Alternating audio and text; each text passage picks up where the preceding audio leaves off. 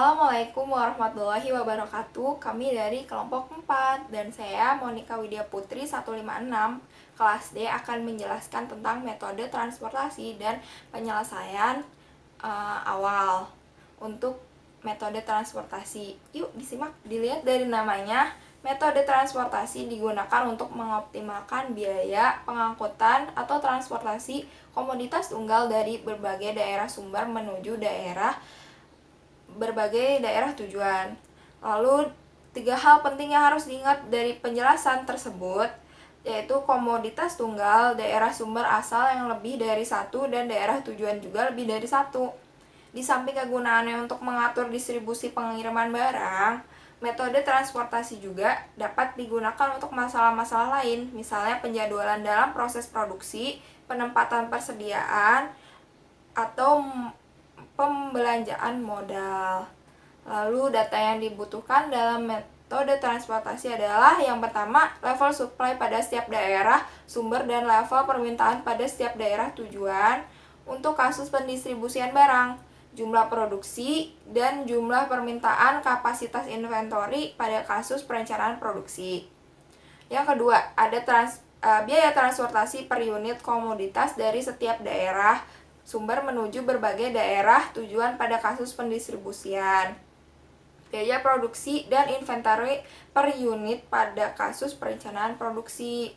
Dalam masalah metode transportasi, secara umum penyelesaian masalah dapat dilakukan dengan 2 tahap. Yang pertama, tahap awal dengan metode yang dapat digunakan adalah yang pertama, metode NWC atau Northwest Corner. Yang kedua ada LC, Least Cost. Yang ketiga ada Farm-Vogel Approximation Method. Yang tahap kedua ada penyelesaian akhir, yaitu dengan metode stepping stone dan modified distribution.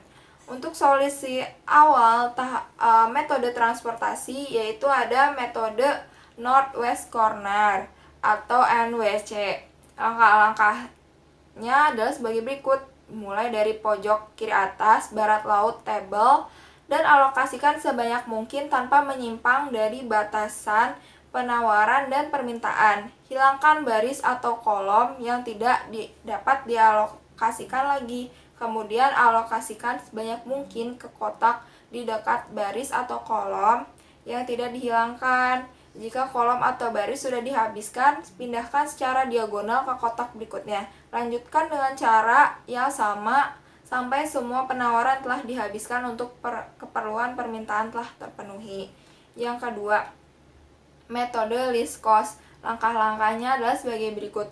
Pilih variabel XIJ kotak dengan biaya transportasi CIJ terkecil dan alokasikan sebanyak mungkin. Ini akan menghabiskan baris I dan atau kolom J. Dari kotak-kotak sisanya yang layak, yaitu yang tidak terisi atau tidak dihilangkan, pilih CIJ terkecil dan alokasikan sebanyak mungkin. Lanjutkan proses ini sampai semua penawaran dan permintaan terpenuhi. Nah, di sini ada contoh soal. Saya akan menjelaskan dengan metode NWC Northwest Corner dan LC Least Cost. Nah, di sini ada contoh soalnya. Diketahui tabel transportasi sebagai berikut. Di sini ada sumbernya dari pabrik. Sumbernya itu dari Jakarta, Bekasi, Tangerang untuk tujuan Cirebon, Bandung, Bogor. Di sini ada supply-nya sebanyak 56, 82, 77. Demand-nya permintaan 102, 72, dan 41.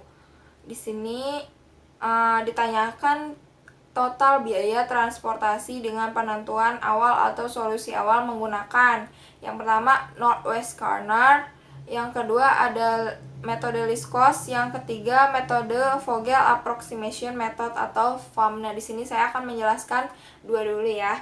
Nah, untuk metode Northwest Corner yang pertama, kita isi di kolom paling kiri atas, yaitu barat laut. Seperti namanya Northwest Corner ya. Nah, kita alokasikan sebanyak mungkin, yaitu 56, karena si supply-nya itu 56, jadi agar terpenuhi. Lalu kita isi lagi yang paling dekat baris atau kolomnya dengan yang diisi tadi, yaitu kolom C21. Kita isi 46 agar nantinya demand-nya terpenuhi sebesar 102. Lalu kita isi lagi yang paling dekat lagi baris atau kolom dengan yang tadi sudah diisi. Kita isi sebanyak 36 agar terpenuhi suplainya 82. Tadi kita isi 36 itu di kolom C22. Nah, selanjutnya kita isi lagi yang paling dekat, yaitu di kolom C32.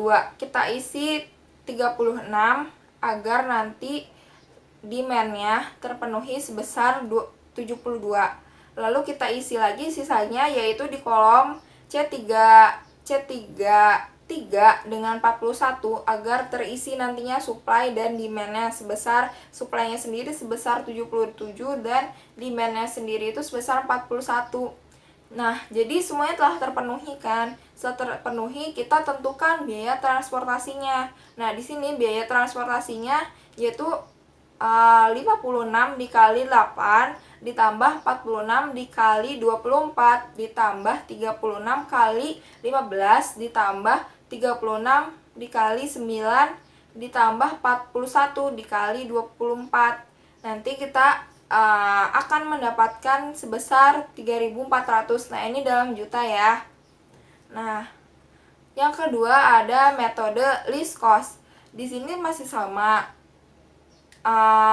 Demand dan supply-nya semuanya masih sama tabelnya.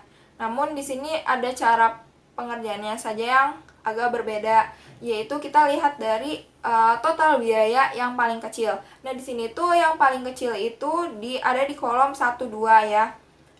Yang 4 itu kita alokasikan yang terbesar yaitu 56. Setelah kita isi, kita cari di kolom atau baris yang biayanya paling terkecil.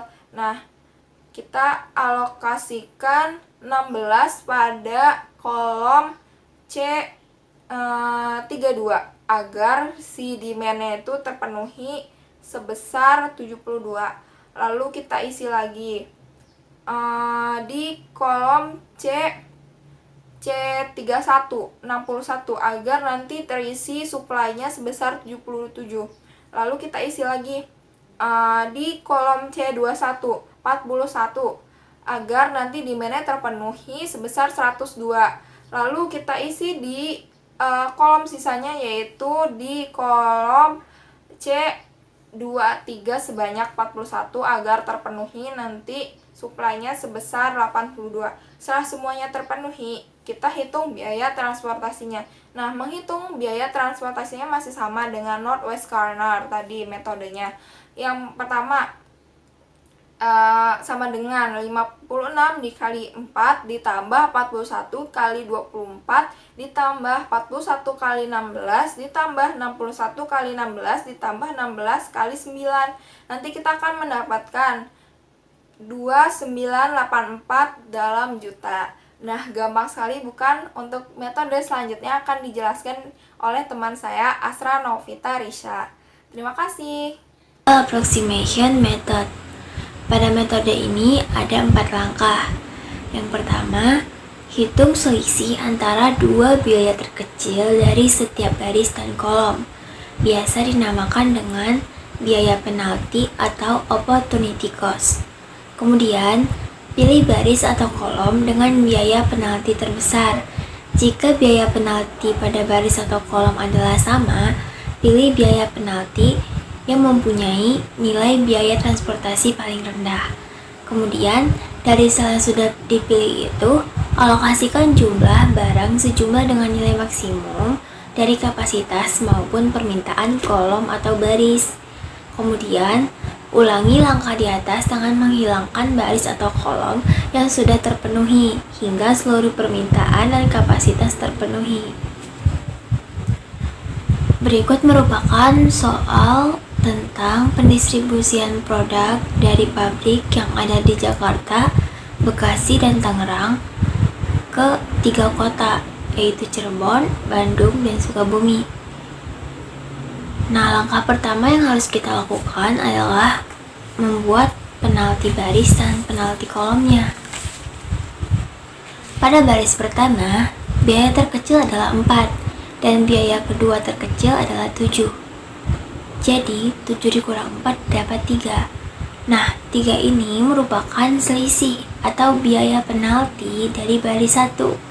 Kemudian pada baris 2, biaya terkecil 15 dan biaya kedua terkecil adalah 16, sehingga opportunity cost-nya adalah 1. Kemudian pada baris 3, biaya terkecil adalah 9 dan biaya kedua terkecil adalah 16, sehingga biaya penalti atau opportunity cost-nya adalah 7. Kemudian pada kolom 1, biaya terkecilnya 8 dan biaya kedua terkecilnya 16, sehingga biaya penalti sebesar 8. Kemudian pada kolom 2, biaya terkecil adalah 4 dan biaya kedua terkecil adalah 9, sehingga biaya penaltinya adalah 5. Pada kolom 3, biaya terkecilnya 7 dan kedua terkecil 16, sehingga biaya penalti sebesar 9. Kemudian langkah kedua yang harus kita lakukan seperti yang telah dijelaskan sebelumnya, yaitu memilih biaya penalti terbesar. Kemudian dari biaya penalti terbesar itu, alokasikan jumlah barang sejumlah dengan nilai maksimum dari kapasitas maupun permintaan kolom.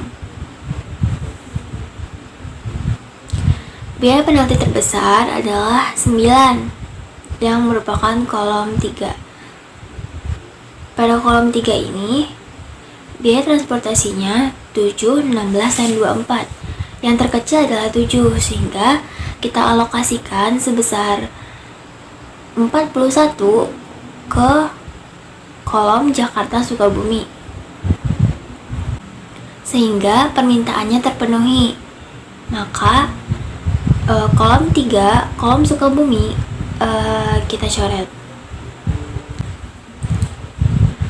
Langkah selanjutnya adalah mencari kembali penalti baris dari kolom dan baris yang tersisa.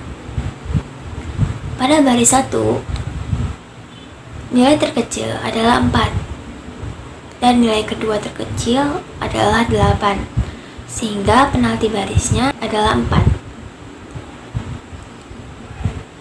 Pada baris kedua, nilai terkecil 15 dan nilai kedua terkecil adalah 24, sehingga penalti barisnya 9. Kemudian pada baris ketiga, nilai terkecilnya 9 dan nilai kedua terkecilnya 16, sehingga didapat penalti barisnya 7. Sedangkan pada kolomnya, kolom pertama, nilai penalti terkecil yaitu 8 dan kedua terkecil 16, sehingga kolom pertama penalti kolomnya yaitu 8. Yang kolom kedua itu nilai terkecilnya 14, nilai kedua terkecilnya 15, sehingga penalti kolomnya 5. Nah, dari nilai penalti barisan kolom yang telah kita dapat ini, kita kembali mencari nilai penalti terbesar dan mengalokasikannya ke nilai transportasi terkecil. Nah, nilai penalti terbesar adalah pada baris kedua. Pada baris kedua ini ada nilai transportasi 15 dan 24, sehingga kita mengalokasikannya ke yang 15 karena lebih kecil daripada 24. Kita alokasikan sebesar 72 sesuai permintaannya, sehingga kolom 2 itu dapat dicoret karena sudah terpenuhi. Langkah selanjutnya masih sama seperti sebelumnya, mencari penalti baris dan kolom dari kolom dan baris yang tersisa. Karena kolom yang tersisa hanya satu kolom, yaitu kolom pertama, jadi nilai penalti barisnya sama dengan nilai transportasi dari kolom pertama. Kemudian pada penalti kolom itu kita hanya mendapatkan satu nilai, yaitu nilai pada kolom 1, karena kolom 2 dan 3 sudah dicoret.